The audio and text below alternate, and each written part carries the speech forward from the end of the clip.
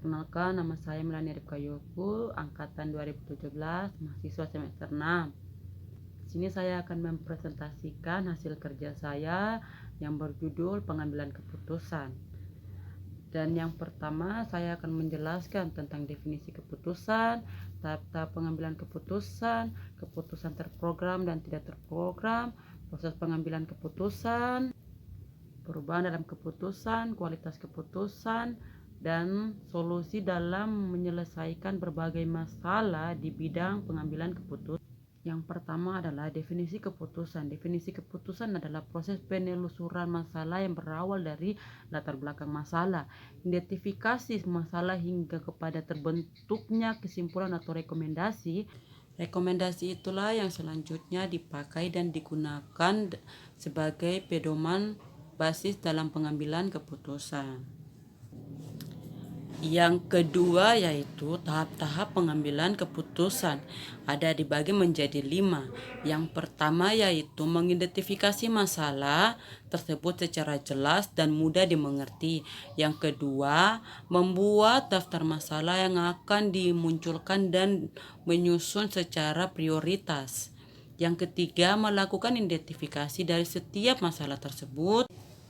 Yang keempat, memetakan setiap masalah tersebut berdasarkan kelompoknya masing-masing, yang kemudian diberangi dengan menggunakan alat uji yang atau akan dipakai. Kelima, memastikan kembali bahwa alat uji yang dipergunakan tersebut telah sesuai dengan prinsip-prinsip yang melakukan pada umumnya.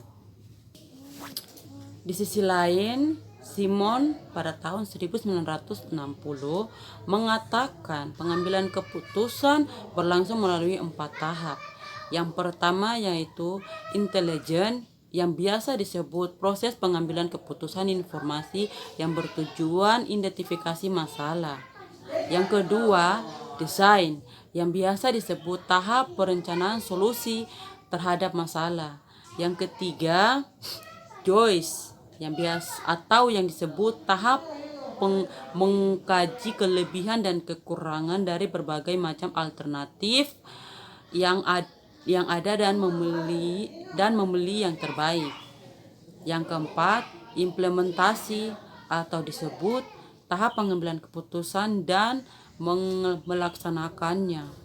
Selain 4 tahap itu juga ada 2 tahap yang bertujuan langsung dengan manajemen. Yang pertama yaitu intelijen, adalah sistem informasi manajemen atau pengelolaan data elektronik. Yang kedua adalah choice atau ilmu manajemen atau operator research, masuk dalam keputusan terprogram dan tidak terprogram.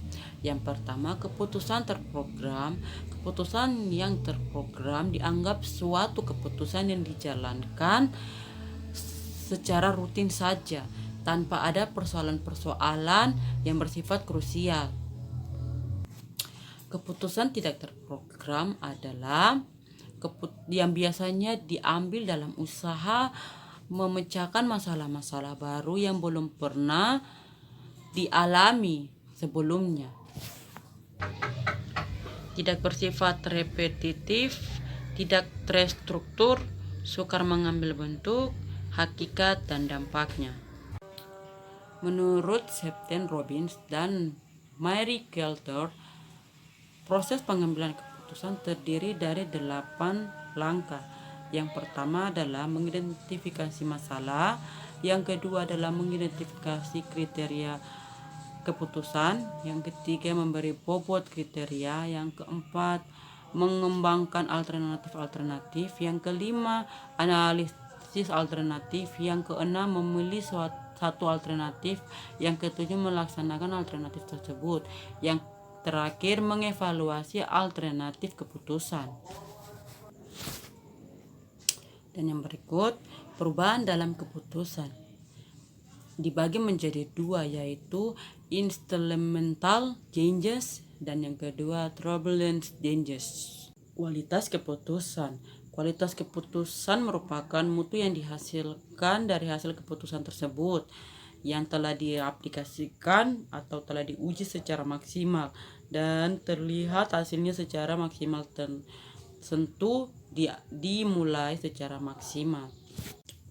Dan yang terakhir adalah solusi dalam menyelesaikan berbagai masalah di bidang pengambilan keputusan.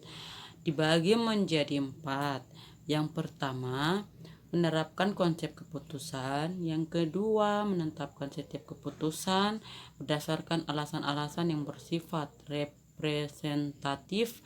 Yang ketiga, menghindari pengambilan keputusan yang bersifat ambigu. Yang keempat, setiap keputusan yang dibuat oleh seorang pemimpin. Oke, ini video dari saya. Sekian dan terima kasih.